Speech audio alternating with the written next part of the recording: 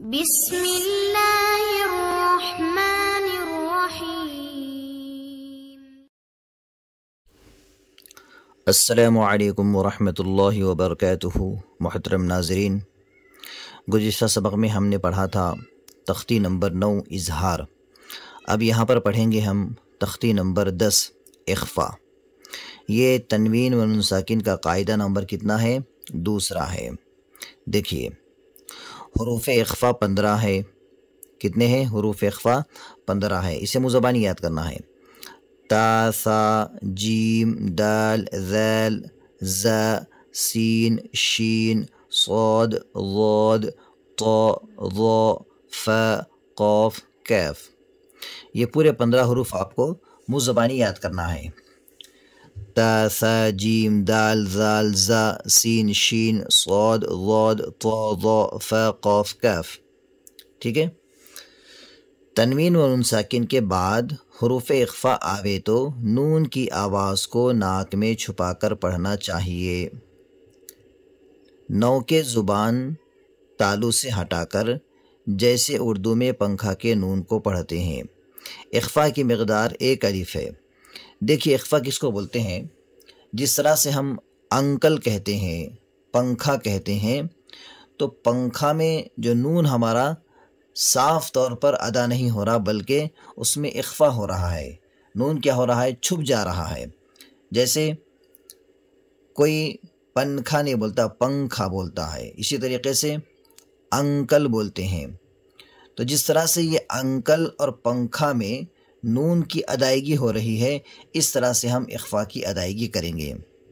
ٹھیک ہے۔ دیکھیے اظہار میں ہم نون کو ظاہر کر رہے تھے اور اخفا میں ہم نون کو چھپا رہے ہیں۔ ٹھیک ہے۔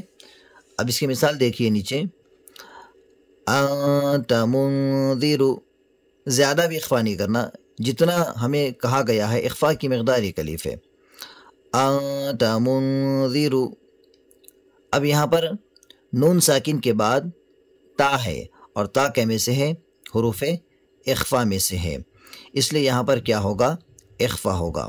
تو کس طرح سے ادا کریں گے؟ دیکھیے یہ اخفا بہت امپورٹنٹ ہے، اور قرآن مجید کی تلاوت کا حسن اس سے ظاہر ہوتا ہے۔ اگر ہم اخفا نہیں کریں گے تو جو حسن ہماری تلاوت میں آنا چاہیے وہ نہیں آئے گا۔ انت منذر کراما کاتبین۔ اب یہاں پر بھی دیکھیے 2 زبر کی تنوین کے بعد حروف اخفا کے 15 حرفوں میں سے کاف ہے، اور یہ کاف حروف اخفا میں سے ہے، اس لیے یہاں پر کیا ہوگا؟ اخفا ہوگا۔ کنت ترابا، کنت ترابا۔ نون ساکن کے بعد حروف اخفا کے 15 حرفوں میں سے تا ہے، تو کیا ہوگا؟ اخفا ہوگا۔ آپ بولتے جائیے، دہراتے جائیے، بار بار پڑھتے جائیے۔ یتیما فآوا، یتیما فآوا۔ اخفا ہوگا اس لیے کہ 2 زبر کی تنوین کے بعد حروف اخفا کے 15 حرفوں میں سے فا ہے۔ من دخلہ، من دخلہ۔ اخفا ہوگا اس لیے کہ نون ساکن کے بعد حروف اخفا کے 15 حرفوں میں سے دال ہے۔ رسول کریم، رسول کریم۔ اخفا ہوگا اس لیے کہ 2 زیر کی تنوین کے بعد حروف اخفا کے 15 حرفوں میں سے کاف ہے۔ نارا ذات۔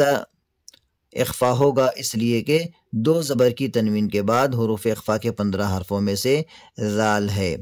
کتاب فیہ۔ اخفا ہوگا اس لیے کہ 2 پیش کی تنوین کے بعد حروف اخفا کے 15 حرفوں میں سے فا ہے۔ یوم ینفخ۔ اخفا ہوگا اس لیے کہ نون ساکن کے بعد حروف اخفا کے 15 حرفوں میں سے فا ہے۔ من طغی۔ اخفا ہوگا اس لیے کہ نون ساکن کے بعد حروف اخفا کے 15 حرفوں میں سے طا ہے۔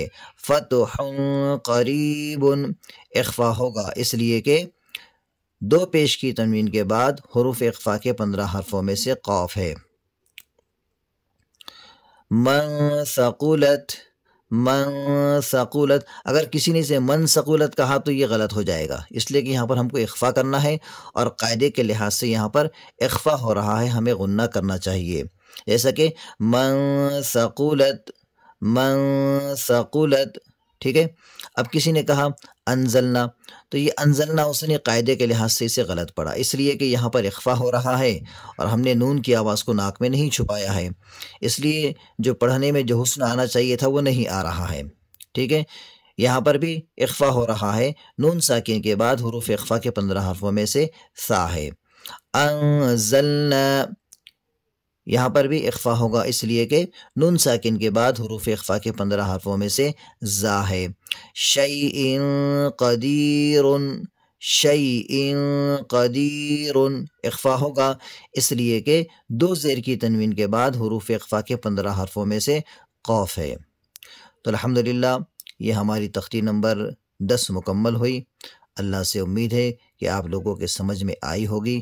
اللہ آپ کو خوب ترقی عطا فرمائے۔ اللہ حافظ۔